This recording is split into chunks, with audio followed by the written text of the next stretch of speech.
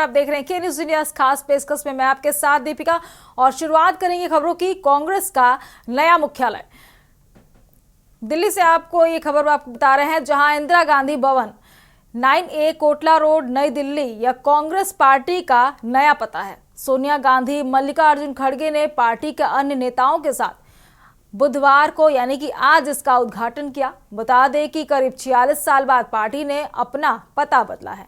इससे पहले पुराना ऑफिस का पता 24 अकबर रोड था। नए ऑफिस की आधारशिला 2009 में पूर्व प्रधानमंत्री मनमोहन सिंह और सोनिया गांधी ने रखी थी। यह भाजपा मुख्यालय से 500 मीटर दूर है। इसे बनने में 252 करोड़ रुपए लगे। देखिए हमारी एक खास रिपोर्ट। दिल्ली में कांग्रेस का नया मुख्यालय लोकतंत्र, राष्ट्रवाद, धर्मनिरपेक्षता, समावेशी विकास और सामाजिक न्याय की नींव पर बना है कांग्रेस का नया मुख्यालय। नए दफ्तर का पता अब 9 कोटला रोड, इसका नाम इंदिरा भवन रखा गया है। 47 साल से पार्टी 24 अकबर रोड से अपना नेशनल हेडक्वार्टर चला रही थी। नए दफ्तर का पता अब 9 कोटला रोड। दिल्ली में कांग्रेस को अपना नया राष्ट्रीय दफ्तर मिल गया है। देश के मुख्य विपक्षी दल के नए दफ्तर का पता अब 9 कोटला रोड है। जबकि आपको बता दें, पिछले 47 साल से पार्टी 24 अकबर रोड से अपना नेशनल हेडक्वार्टर चला रही थी। कांग्रेस के राष्ट्रीय अध्यक्ष मल्लिकार्जुन खड़गे, लोकसभा के विपक्ष के नेता राहुल गांधी, कांग्रेस संसदीय दल के अध्यक्ष सोनिया गांधी, पार्टी महासचिव प्रियंका गांधी वाड्रा सहित तमाम बड़े नेताओं की मौजूदगी में नए मुख्यालय का उद्घाटन किया गया। इसका नाम इंदिरा भवन रखा गया है। 100 साल पुराना है 24 अकबर रोड का दफ्तर। 24 अकबर रोड का इतिहास करीब 100 साल पुराना है। आजादी से पहले वॉइस रॉय लॉर्ड लिनलिथगो की कार्यकारी परिषद के सदस्य सर रेजिनॉल्ड मैक्सवेल यहीं रहते थे। 1960 के दशक में इस बंगले में नोबेल शांति पुरस्कार विजेता आंग सान सू भी अपने बचपन के दिनों में यहाँ रही थी। ऐसा इसलिए क्योंकि 1961 में उनकी मां को भारत में राजदूत नियुक्त किया गया था। इस दफ्तर से ही इंदिरा गांधी ने देश की सत्ता में वापसी की। We are getting new headquarters at a very particular time. I think it's quite symbolic that yesterday the chief of the RSS said that India never achieved independence in 1947. He said that true independence in India was achieved when the Ram Mandir was built. He says that the constitution was not the symbol of our freedom. Mohan Bhagwat has the audacity to inform the nation every 2 or 3 days what he thinks about the independent movement, what he thinks about the constitution. In fact, what he has said yesterday is treason, because it is stating that the constitution is invalid. It is stating that everything, the fight against the British was invalid, and he has the audacity to say this publicly. In any other country, he would be arrested and tried. That is the fact, right? To say that India did not get independence in 1947 is an insult to every single Indian person. And it's about time we stop listening to this nonsense that these people think they can just keep parroting out and shouting and screaming. Congress के नेताओं और कार्यकर्ताओं के लिए निश्चित रूप से यह बहुत बड़ा मौका है, जब पार्टी ने राष्ट्रीय राजधानी में अपना नया मुख्यालय खोला है। इसलिए इस कार्यक्रम में भाग लेने के लिए देश भर से पार्टी के नेता दिल्ली पहुंचे थे। कांग्रेस नेताओं के मुताबिक 9 कोटला मार्ग पर यह दफ्तर 2 एकड़ की जमीन पर बना है। इसमें मीडिया को केवल ग्राउंड फ्लोर तक ही जाने की अनुमति होगी। इस व्यवस्था को बीजेपी ने अपने नए मुख्यालय में लागू किया है। इंदिरा भवन की 5वीं मंजिल पर कांग्रेस अध्यक्ष मल्लिकार्जुन खड़गे, सोनिया गांधी और लोकसभा में विपक्ष के नेता राहुल गांधी के दफ्तर हैं।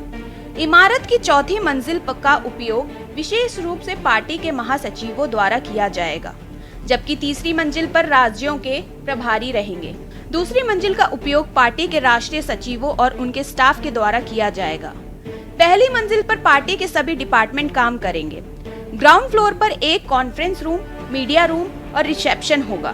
बता दें कि कांग्रेस के 140 साल पुराने गौरवशाली इतिहास को खुद में संजोए यहाँ की दीवारें सत्य, अहिंसा, त्याग, संघर्ष और देश प्रेम की महागाथा बयां कर रही है। कांग्रेस एक नई ऊर्जा, एक नए संकल्प और एक नए विश्वास के साथ भारत के उज्जवल भविष्य को गढ़ने लोगों की भागीदारी सुनिश्चित करने और न्याय का परचम लहराने के लिए तैयार है। स्पेशल डेस्क के न्यूज इंडिया। इसी खबर पर ज्यादा जानकारी के लिए हमारे संवाददाता अखिलेश सिंह जुड़ चुके हैं। अखिलेश जी, जैसा कि आज कांग्रेस का नया मुख्यालय का उद्घाटन हुआ है और ये 46 साल बाद नए मुख्यालय में कांग्रेस अब प्रवेश करने जा रही है। अखिलेश जी, कांग्रेस के राष्ट्रीय मुख्यालय का अब पता बदल गया है। राष्ट्रीय मुख्यालय अब कांग्रेस का 24 अकबर रोड से उठकर अब कोटला रोड टाइम ये बन गया है, जिसे नई दिल्ली स्टेशन के आसपास पुराना फिरोज शाह रोड कह सकते हैं। और यहीं पर सबसे खास बात है, कांग्रेस का जो मुख्यालय बना है उसको अगर कंपेयर करें तो भारतीय जनता पार्टी की ही तरह से वो भी कारपोरेट स्टाइल में बनाया गया है। कांग्रेस मुख्यालय में 5 फ्लोरों के साथ सभी वो सुविधाएं आधुनिक बनाई गई हैं जो आधुनिक किसी भी कारपोरेट हाउस में होती हैं, या फिर किसी भी पार्टी कार्यालय को अपने हाईटेक तरीके से पार्टी का संचालित करना, पार्टी का चुनाव लड़ना, पार्टी का स्ट्रेटजी बनाना और पार्टी की बैठकों का दौर करना, और सभी बिना एक दूसरे को डिस्टर्ब किए हुए अपना काम अच्छी तरह से कर सकें। और खासकर बीजेपी की तर्ज पर कहा जाए तो जिस तरह से कांग्रेस ने भी मीडिया डिपार्टमेंट को ग्राउंड फ्लोर तक ही सीमित किया है, उसी तरह से भारतीय जनता पार्टी में भी उसी पोजीशन में है। और 5वीं फ्लोर पर वहां भी राष्ट्रीय अध्यक्ष बैठते हैं और यहाँ भी 5वीं फ्लोर पर ही राष्ट्रीय अध्यक्ष और बाकी टॉप लीडर्स को रखा गया है। तो इस हिसाब से देखा जाए कांग्रेस का अपना 46 साल के इतिहास में ये होगा कि वो अपने 24 अकबर रोड को छोड़कर नए 9A कोटला रोड पर जाएगा और वहां पर अब पार्टी के सारे कार्यकलाप वहां से संचालित हैं और आने वाले आगामी दिनों के जो चुनाव हैं वहीं से लड़ेंगे। लेकिन एक और सूचना इसके साथ कांग्रेस की तरफ से रणनीति में कहा गया कि जिस प्रकार भारतीय जनता पार्टी अपना पुराना 11 अशोका रोड को नहीं छोड़ा है, तो वही 24 अकबर रोड कांग्रेस भी छोड़ने का ना प्लान बना रही है। और जिस तरह से कांग्रेस अपने पुराने मुख्यालय से 11 अशोका रोड से बाकी गतिविधियां संचालित करता है, तो कांग्रेस भी अपने 24 अकबर रोड से वो गतिविधियों को संचालित करना चाहेंगी।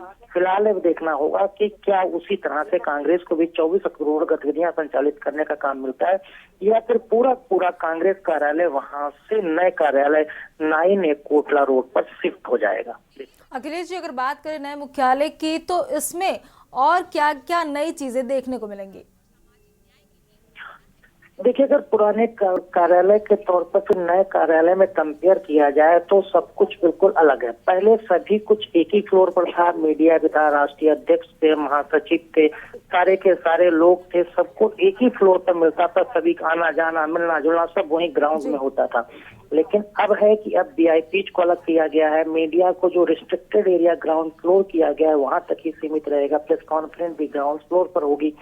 ये स्पेशल है। और खास बात इसमें यह है कि इसमें 2 ऐसे रोड हैं जो मेन रोड पहले दीनदयाल उपाध्याय के नाम से हो गया है, इसलिए कांग्रेस ने इस रोड को गेट को नाम बदलकर 9A कोटला से अपना कार्यालय का एड्रेस किया है, जो पीछे साइड को है, लेकिन मेन एड्रेस वही किया गया। पीछे रो वाले रोड से VIP की एंट्री होगी और मेन रोड से आम पब्लिक, आम लोगों की और मीडिया बाकी लोगों की एंट्री हुआ करती है। तो ये विशेष है। दूसरा क्या है कि सभी मॉडर्न टेक्नोलॉजी के साथ सभी कुछ इसमें व्यवस्थित किया गया है, ताकि हाईटेक तरीके से कांग्रेस अपना यहाँ से सब कुछ संचालित कर सके। और पहले कुछ ऐसे डिपार्टमेंट थे जो पार्टी के मुख्यालय से बाहर से चलते थे, उनको भी यहाँ रखा गया है।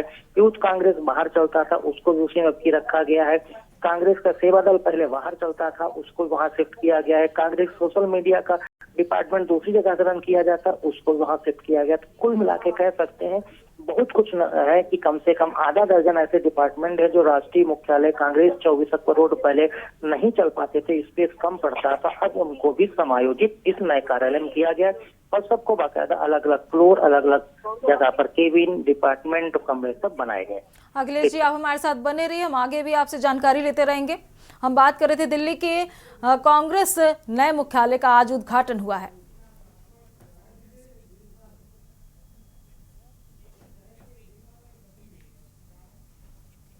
अब बात करेंगे नौसेना की बड़ी ताकत, 3 नए युद्धपोत शामिल।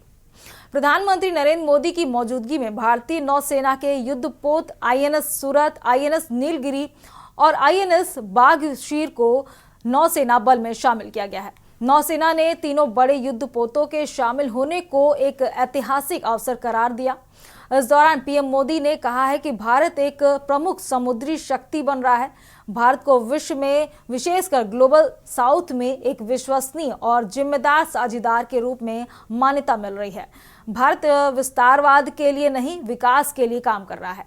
भारत ने हमेशा एक मुक्त, सुरक्षित, समावेशी और समृद्ध हिंद प्रशांत क्षेत्र का समर्थन किया है।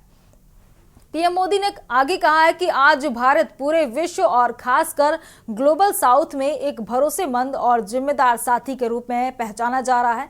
भारत विस्तारवाद नहीं, भारत विकासवाद की भावना से काम करता है। उन्होंने कहा है कि हमारी सरकार का तीसरा कार्यकाल अनेक बड़े निर्णयों के साथ शुरू हुआ है। तेज गति से हमने नई नीतियां बनाई हैं। देश की जरूरतों को देखते हुए हमने नए कार्य शुरू किए हैं। देश के हर कोने, हर सेक्टर का विकास हो, इस लक्ष्य के साथ हम आगे चल रहे हैं। भारत वैश्विक सुरक्षा, अर्थव्यवस्था और भू राजनीतिक परिदृश्य को दिशा देने में प्रमुख भूमिका निभाने जा रहा है। साथियों, 21वीं सदी का भारत पूरे आत्मविश्वास के साथ आगे बढ़े, इसके लिए ये बहुत जरूरी है कि हम गुलामी के प्रतीकों से भी मुक्त हो, और हमारी नौसेना ने इसमें भी नेतृत्व दिखाया है। नौसेना ने अपने ध्वज को छत्रपति शिवाजी महाराज की गौरवशाली परंपरा से जोड़ा है। नेवी ने एडमिरल रैंक के एपलेट्स भी छत्रपति शिवाजी महाराज की परंपरा के अनुसार रिडिजाइन किए हैं। मेक इन इंडिया का अभियान, भारत की आत्मनिर्भरता का अभियान भी गुलामी की मानसिकता से मुक्ति को बढ़ावा देता है।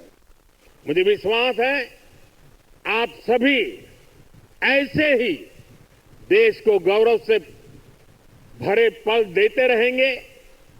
हर वो काम जो भारत को विकसित बनाने में योगदान दे, वो हमें मिलकर करना है।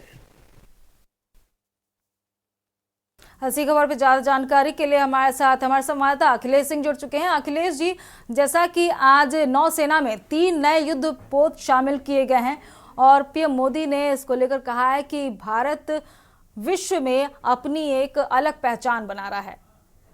अखिलेश जी, देखिए दीपिका, आपको बता दें कि आज प्रधानमंत्री जब सुबह महाराष्ट्र के दौरे पर पहुंचे तो सबसे पहले मुंबई में जो नौसेना का डॉकयार्ड बना है वहां पर गए और वहां पर 3 सेना के युद्धपोत जो तैयार हुए हैं, आईएनएस सूरत, आईएनएस नीलगिरी और आईएनएस बागफीर को उन्होंने आज राष्ट्र के नाम समर्पित कर दिया। कह सकते हैं कि नौसेना को ये तीनों युद्धपोत जब समर्पित किए उसके बाद प्रधानमंत्री ने कहा कि भारत अब बदल रहा है, भारत की सेना की शक्ति बढ़ रही है, भारत अपने किसी को भी माकूल जवाब और अपनी सीमाओं की और सरहदों की सुरक्षा करने के लिए पूरी तरह से स्वतंत्र है और उस सुरक्षा के लिए जो भी उसको कदम उठाना पड़ेंगे उन उठाने के लिए वो अपने लिए स्वतंत्र है। उसी के तहत भारत अब इस क्षेत्र में आगे बढ़ रहा है और जो 3 आज युद्धपोत देश को समर्पित किए गए हैं और नौसेना को आज दिए गए हैं, तीनों युद्धपोतों से साबित होता है कि किस तरह से भारत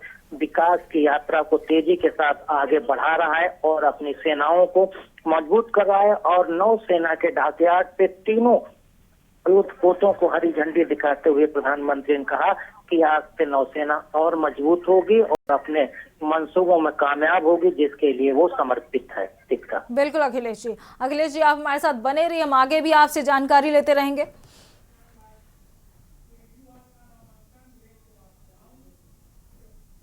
केजरीवाल का नामांकन शक्ति प्रदर्शन, लेकिन एक छोटे से ब्रेक के बाद। आप देख रहे हैं के न्यूज, खबरों का सारथी।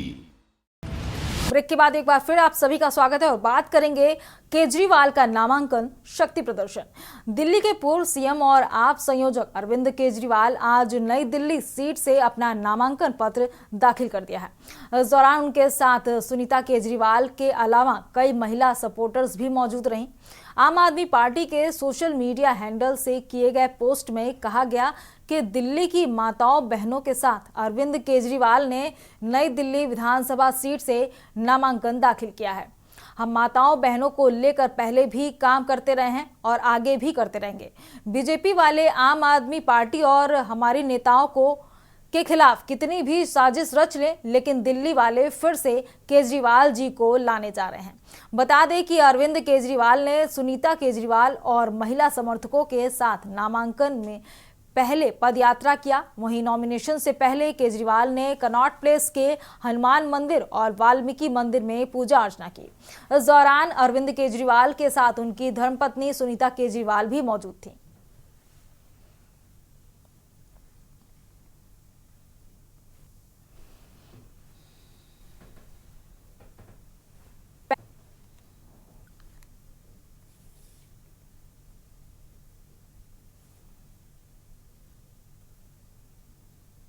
दाखिल करने के लिए जा रहा हूं। पूरे दिल्ली के कोने कोने से आज ढेरों माताएं और बहनें मुझे आशीर्वाद देने के लिए यहाँ पे एकत्रित हुई हैं। ना केवल एकत्रित हुई हैं, ये मेरे साथ मेरा नामांकन भरवाने के लिए मेरे साथ जाएंगी। अभी हम यहाँ से पैदल जाएंगे दफ्तर तक और ये सब मेरे साथ कोने कोने से आई हैं, सब मेरे साथ जाएंगी। दिल्ली की सभी माताओं और बहनों का बहुत ज्यादा प्यार और आशीर्वाद मिल रहा है और अभी टीवी पे भी जितनी माताएं और बहनें देख रही हैं, उन सब से मेरा अनुरोध है कि वे भी भगवान को हाथ जोड़ के हमें आशीर्वाद दें कि दिल्ली में फिर से हम लोगों की सरकार बने, आम आदमी पार्टी की सरकार बने और लोगों के लिए शिक्षा के क्षेत्र में, स्वास्थ्य के क्षेत्र में, बिजली, पानी, सड़क, महिलाओं को 2100 रुपए दिलवाने के लिए, इन सब कामों के लिए काम कर सके, काम करने वाली सरकार बने, ऐसा मेरी सभी माताओं बहनों से निवेदन है कि भगवान से प्रार्थना करें। दाखिल करने के लिए जा रहा हूं। इसी खबर पर ज्यादा जानकारी के लिए हमारे संवाददाता अखिलेश सिंह जुड़े हुए हैं। अखिलेश जी, जैसा कि दिल्ली विधानसभा चुनाव अब होने वाले हैं, उनको लेकर आप संयोजक अरविंद केजरीवाल ने भी आज नामांकन दाखिल कर दिया है, तो इस बार चुनाव में जीत के लिए उनकी अब क्या रणनीति होगी भाजपा के खिलाफ? आम आदमी पार्टी के राष्ट्रीय संयोजक और दिल्ली के पूर्व मुख्यमंत्री अरविंद केजरीवाल ने आज अपना नामांकन फाइल किया। नामांकन फाइल करने से पहले अरविंद केजरीवाल वाल्मीकि मंदिर गए। वाल्मीकि मंदिर में पूजा पाठ करने के बाद कनॉट प्लेस के हनुमान मंदिर गए और हनुमान मंदिर में पूजा पाठ करने के बाद उन्होंने अपने पार्टी कार्यकर्ताओं और पदाधिकारियों के साथ एक लंबा पदयात्रा की और उसके बाद नामांकन फाइल किया। नामांकन फाइल करने के बाद अरविंद केजरीवाल ने कहा कि वो भगवान के नाम पर साथ हैं और उनके भगवान के साथ होने के साथ ही साथ वो उनके नाम पर ही जनता से वोट मांग रहे हैं और साथ ही ये कह रहे हैं कि उन्होंने जो 10 साल में काम किया है जनता उनको वोट दे। अगर उन्होंने काम किया है तो उसके ही आधार पर उनको वोट दे। और जबकि दूसरी पार्टी जो गाली गलौज करती है उसको गाली गलौज पार्टी करार देते हुए अरविंद केजरीवाल ने कहा कि जिस तरह के लोग कर रहे हैं, आप लोगों को ध्यान रखना है कि किसने आपके साथ किया और 10 साल में कौन आपके साथ खड़ा रहा, उसके आधार पर को आपको वोटिंग करना। अगर मैंने काम नहीं किया है तो आपको ये भी ध्यान रखना होगा। तो इस तरह से अरविंद केजरीवाल के ऊपर जो अभी तक अटकलों को विराम लग रहा है, अरविंद केजरीवाल नई लिस्ट छोड़कर किसी और सीट पर चले जाएंगे, नामांकन नहीं। फिलहाल उन सबको उन्होंने बताते हुए आज नामांकन फाइल करने के बाद अब चुनावी माहौल। अखिलेश जी, आपका बहुत बहुत शुक्रिया तमाम जानकारी साझा करने के लिए।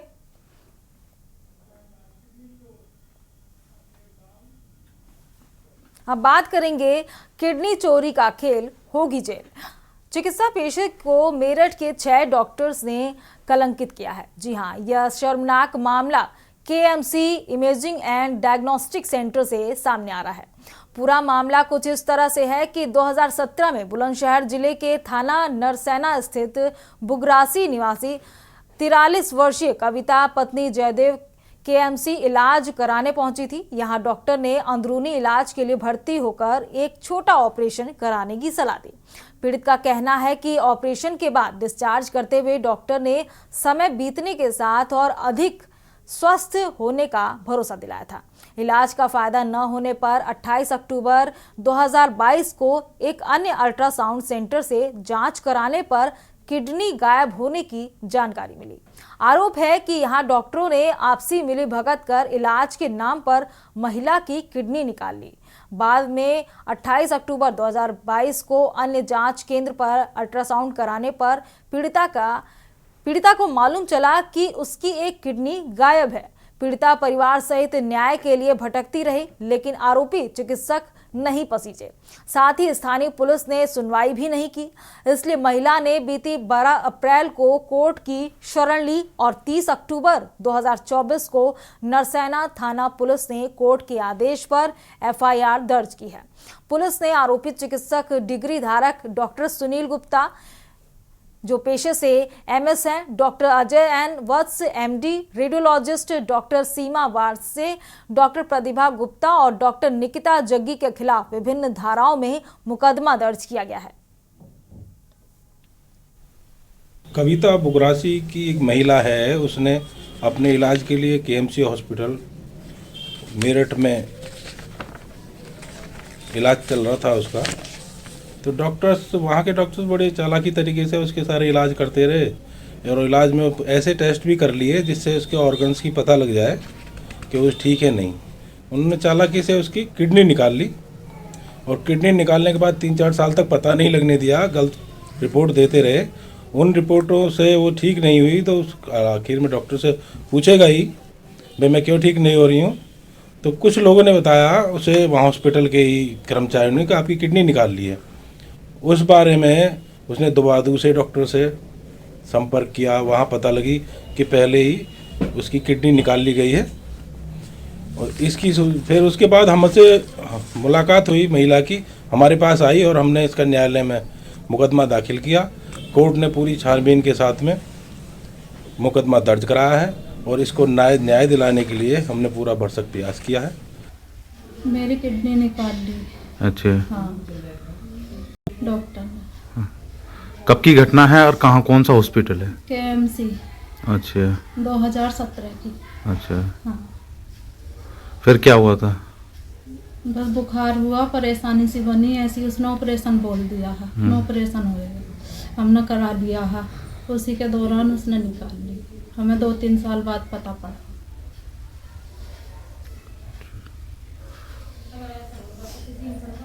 और फिर क्या हुआ, आपने किसका शरण लिया एफआईआर कराने के लिए? फिर ऐसे हमने चेकअप वेकअप कराए 1000 जगह, मन की संतुष्टि करने के लिए। मैं क्या पता झूठ है, क्योंकि किसी पर आरोप लगाना भी ऐसा सही ना है। फिर जब हमें सब में यूँ कह दी कि है ही ना तुम्हारी किडनी, फिर हम राठी के पास गए, डॉक्टर के पास। फिर राठी ने हमें ये वाली सलाह दी कि ऐसा कर। जब हमने कोर्ट में केस गए। अच्छा। हाँ। ये कैसे साल चला, महसूस हुआ, कब महसूस हुई किडनी की? मुझे 3-1 साल बाद महसूस हुई, जब मैं ठीक ही ना रह रही ही। हाँ, जब ये मुझे वहीं लेकर गए थे, उसी के अस्पताल में बताया कि तुम्हारी किडनी में। पश्चिम उत्तर प्रदेश के सुपर स्पेशलिस्ट हॉस्पिटल केएमसी पर बड़े आरोप लगे हैं। आरोप ये लगे हैं कि यहाँ पर एक मरीज जो बुलंदशहर की रहने वाली थी, वो अपने गुर्दों का ऑपरेशन कराने आई थी। मरीज का आरोप है कि ऑपरेशन करने की बजाय केएमसी अस्पताल के जो डॉक्टर है, उन्होंने मरीज का जो किडनी थी उसको निकाल लिया और उसके बाद उसकी फर्जी रिपोर्ट तैयार कर पिछले 5 वर्षों से ट्रीटमेंट चलाया जा रहा था। जब मरीज अल्ट्रासाउंड कराने के लिए पहुंची तो उसे किडनी निकलने की जानकारी हुई। अब मरीज की शिकायत पर कोर्ट के माध्यम से केएमसी अस्पताल के संचालक सहित 6 डॉक्टरों पर मुकदमा दर्ज किया गया है। पीड़िता का आरोप है कि उसकी किडनी निकालकर अस्पताल संचालक और 6 डॉक्टरों ने बेच दी है। अब इन आरोपों में कितनी सच्चाई है ये तो जांच के बाद ही स्पष्ट हो पाएगा। लेकिन जिस तरीके से पश्चिम उत्तर प्रदेश के स्पेशलिस्ट हॉस्पिटल केएमसी पर बड़े आरोप लगे हैं, कहीं ना कहीं सवाल खड़ा करते हैं। मैं अपने सहयोगी के साथ राजू शर्मा, के न्यूज मेरठ। अब बात करेंगे बीजेपी विधायक की इस्तीफे की चेतावनी। गाजियाबाद जिले के लोनी विधानसभा क्षेत्र से बीजेपी विधायक नंदकिशोर गुर्जर ने एक बार फिर इस्तीफे की चेतावनी दी है। दरअसल गोकशों पर अंकुश न लगने से एमएलए नंदकिशोर गुर्जर आहत हैं। इस मसले पर विधायक ने पुलिस पर तमाम गंभीर आरोप लगाए हैं। एमएलए नंदकिशोर गुर्जर ने कमिश्नर आवास का घेराव करने का भी ऐलान किया है। बता दें कि विधायक नंदकिशोर गुर्जर विवादित रहे हैं। गाजियाबाद में कुछ दिन पहले जूस में पेशाब मिलाकर पिलाने को लेकर जमकर हंगामा मचा था। पुलिस ने आरोपी को गिरफ्तार कर लिया था। यह मामला लोनी बॉर्डर का था। इस घटना के बाद से लोनी से बीजेपी विधायक नंदकिशोर गुर्जर सड़क पर उतर आए। बिना लाइसेंस दुकानों को बंद करने की चेतावनी दी। साथ ही कहा कि यहां से बाहर जाकर दिल्ली में बेचने की सलाह दे दी। बीजेपी विधायक का वीडियो सोशल मीडिया पर तेजी से वायरल हुआ था। वहीं 2019 में खाद्य सुरक्षा अधिकारी से मारपीट के मामले में पुलिस ने जब लोनी विधायक नंदकिशोर गुर्जर के प्रतिनिधि को गिरफ्तार कर लिया, तब भी विधायक ने इसका विरोध जताते हुए बयान दिया कि अगर उन्हें इंसाफ नहीं मिला तो इस्तीफा दे दूंगा। जय श्री राम। आज देख और यही हाल रहा आने वाले समय। ये हमारे लिए डूब मरने की बात है। माननीय योगी जी को बदनाम करने का काम पुलिस प्रशासन कर रहा है। सारे के सारे इन्वॉल्व हैं, सारे के सारे लूट करके पैसा खा रहे हैं। मैं बड़ा आरोप लगा रहा हूँ जी। सब अधिकारी मिले हुए हैं, सबको पैसा जा रहा है ऊपर तक। लखनऊ में एक अधिकारी बैठ करके सब जगह से जितना भी गलत पैसा हो सकता है, भूमाफियाओं का, गाय कटान का, तस्करी का, सट्टे का, सारा पैसा इकट्ठे कर रहे हैं। इन सबको कीड़े पड़ेंगे। 1 साल में इनके घर में जवान मौत होंगी, याद रखना हमारी बात। अब बात करेंगे भिंड में तेंदुए का खौफ। भिंड के पड़री गांव में तेंदुए से दहशत का माहौल है। वन विभाग की 2 टीमों ने यहां डेरा डाल रखा है। बताया जा रहा है कि गांव के हनुमान मंदिर क्षेत्र में तेंदुआ के पैरों के निशान मिले हैं। वहीं तेंदुआ गांव के आसपास कई लोगों पर हमला कर चुका है, जिससे 2 लोग गंभीर रूप से घायल हैं। तेंदुए को पकड़ने के लिए जाल बिछाया गया है। वहीं लहार के दबो क्षेत्र में हमले का पूरा मामला ये बताया जा रहा है।